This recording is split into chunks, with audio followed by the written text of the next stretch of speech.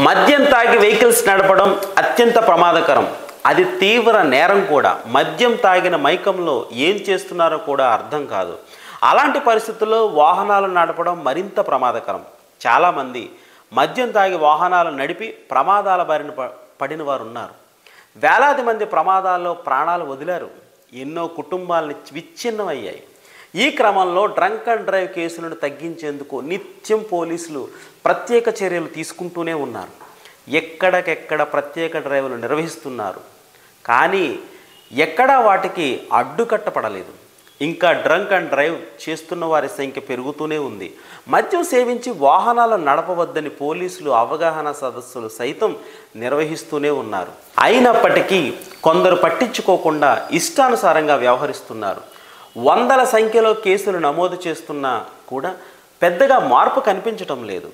గడిచిన 3 నెలలలో సంబంధించినటువంటి పోలీసులు విడుదల చేసిన నివేదిక ప్రకారం ఎన్ని వేల సంఖ్యలో కేసులు నమోదయ్యాయో వెల్లడించారు. ఈ క్రమంలో ఇప్పటి వరకు విధించిన జరిమానాలపైన లెక్కలు వెల్లడించారు. 2024 ప్రారంభం నుంచి ఒక్క హైదరాబాదులోనే 53,234 డ్రంక్ అండ్ డ్రైవ్ కేసులు నమోదు చేసినట్లు ట్రాఫిక్ పోలీసులు వెల్లడించారు. జనవరి 1, 2024 నుంచి వచ్చిన రికార్డుల ప్రకారం మొత్తం 53,234 మద్యం తాగి వాహనాలు నడిపిన వారిపై కేసులు నమోదయ్యాయి. వాటిలో 45,394 ద్విచక్ర వాహనాలకు సంబంధించినవి, 5,364 కేసులు 4 వీలర్కు సంబంధించినవి కాగా మిగిలిన 2,407 కేసులు 3 వీలర్ వాహనాలకు సంబంధించినవని తెలియజేశారు. మరోవైపు మద్యం తాగి వాహనాలు నడపడంలో ద్విచక్ర వాహనాల సంఖ్య ఎక్కువగా ఉన్నట్లుగా పోలీసులు తెలిపారు.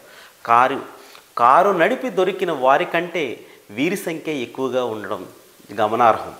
పర్మిట్ రూములు, బార్లు, రెస్టారెంట్లలో మద్యం తాగి ఇళ్లకు వెళ్లేందుకు ద్విచక్ర వాహనదారులు ఇష్టపడతారని డీసీపీ తెలిపారు. కొన్ని సందర్భాల్లో రోడ్డు ప్రమాదాలకు సైతం కారణమవుతారు.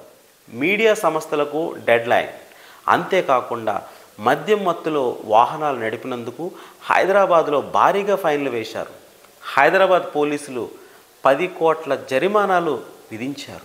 నగర ప్రయాణికులు మద్యం తాగి జరిమానాలు చెల్లించిన నగదు ఇంత. బ్లడ్ ఆల్కహాల్ రీడింగ్ ఆధారంగా, నేరాల సంఖ్య ఆధారంగా మద్యం తాగి వాహనాలు నడిపిన ఒక్కో కేసు 10,000 వరకు జరిమానా విధించారు. కొందరిని జైలుకు సైతం పంపించినట్లు పోలీసులు తెలిపారు.